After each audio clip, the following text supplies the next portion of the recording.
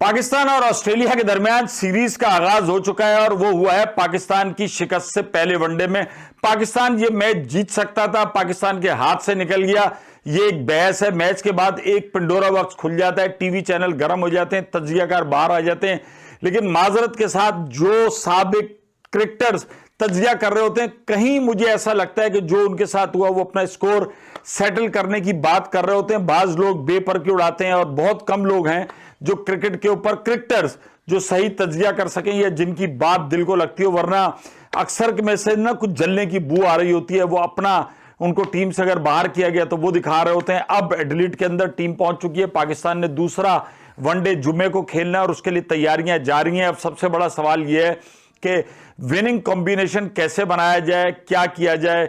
और जो बातें सुनने में आ रही हैं, ज्यादातर लोग कह रहे हैं कि आमिर जमाल को टीम के अंदर इंडक्ट किया जाए। एक ऐसा ऑलराउंडर आपके पास होना चाहिए कि जो बैटिंग भी कर सकता हो और जिसकी बॉलिंग भी अच्छी हो। पाकिस्तान को पहले वनडे में एक 40-50 रन अगर उनको ज्यादा मिलते तो यकीनन पाकिस्तान एक बेहतर पोजीशन में होता। बैट्समैनों को जो कहा जा रहा है, साइम अयूब, अब्दुल्ला शफीक, और इन सबको बिल्कुल नहीं हटाना चाहिए, इनको खिलाना चाहिए। पहले भी पाकिस्तान में ही होता रहा कि 1-2 मैचेस खिलाए, कम से कम इनको सीरीज दें।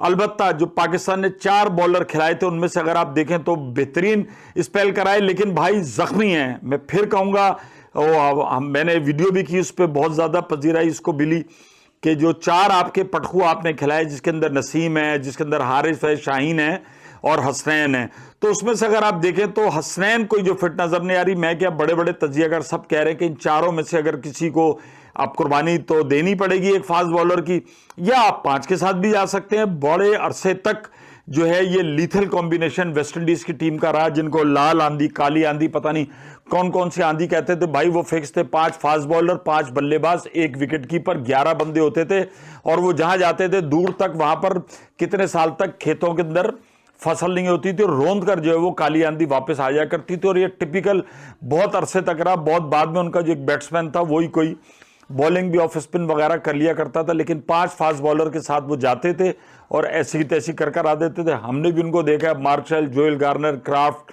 और होल्डिंग, क्या उनकी साइड होती थी कराची के नेशनल स्टेडियम में। हमने बड़े मैच देखे हैं और one of the favourite team.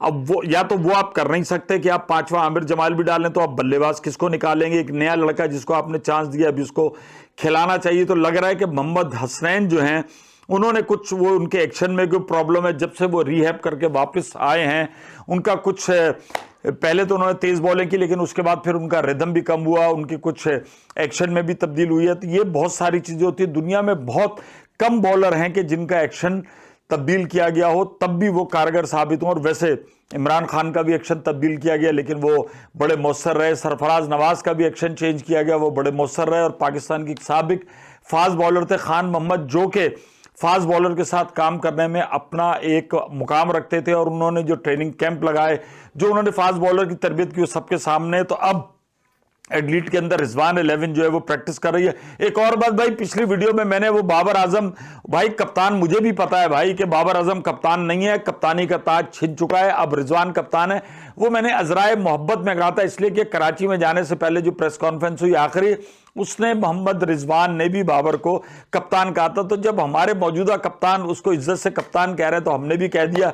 कुछ लोग समझ गए, उन्होंने कमेंट्स में लिखा कि ऐसी बात नहीं है। महमूद भाई को पता है, महमूद भाई मोहब्बत में, ये तंजिया कुछ भी कह लें, वो कह रहे हैं। तो पाकिस्तान के लिए अब प्लेइंग 11 बनाना, एक कहीं जो आपको थोड़ी सी फाइन ट्यूनिंग करनी है। लेकिन आप ये देखें कि यार मिचेल और दूसरे जॉनसन है, वो किस तरीके से खड़े रहे और उन्होंने ऑस्ट्रेलिया को सिंगल हैंडेडली जितवाया। 99 बॉल पहले, वो जो 99 बॉलें बेकार गई हैं, आप उसके अंदर देखिए क्या करें।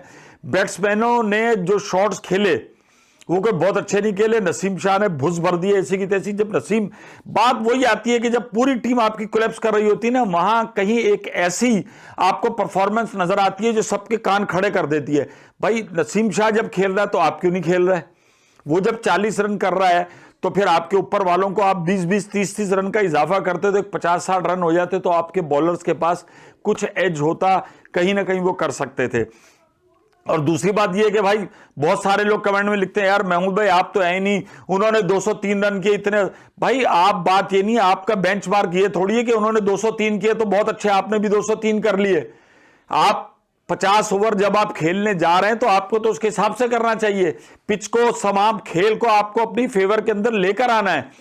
मतलब अगर किसी मैच में ऑस्ट्रेलिया ने आपको 200 रन पे आपने आउट कर दिया तो आप कहेंगे सही है। आप अगर पहले खेलें तो आपका टारगेट 300 होना चाहिए। क्या आपका टारगेट 203 रन था? आप ये सोच के गए थे कि 203 रन? नहीं ना, फिर आप देखो हार गए। आपकी अच्छी बॉलिंग होने के बावजूद बॉलर्स ने तो अपना काम कर लिया।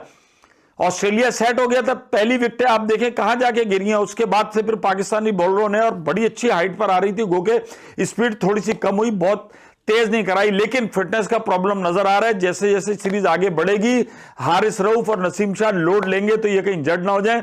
आमिर जमाल को सिर्फ इस टीम के अंदर इंडक्ट करना चाहिए, और जाहिर बात है हसनैन भाई बनते हैं कि जो बाहर जाएं। अलबत्ता ये ना करें कि यंग लड़के अब्दुल्ला रफी कौन सा वो डाला है उसको कहीं बाहर ना कर दें। तो हमारी दुआ ये है कि भाई तीसरा वनडे जो है, दूसरा वनडे एडिलेड में होना है, इसको जीत के सीरीज बराबर करो, ताकि फिर तीसरे वनडे में महमूद भाई क्या पूरी कौम को मजा है, और ऑस्ट्रेलिया को ऑस्ट्रेलिया में मारो। बड़ा अरसा हो गया है, तो उस फतह तक के लिए शार्ट हो जाओ।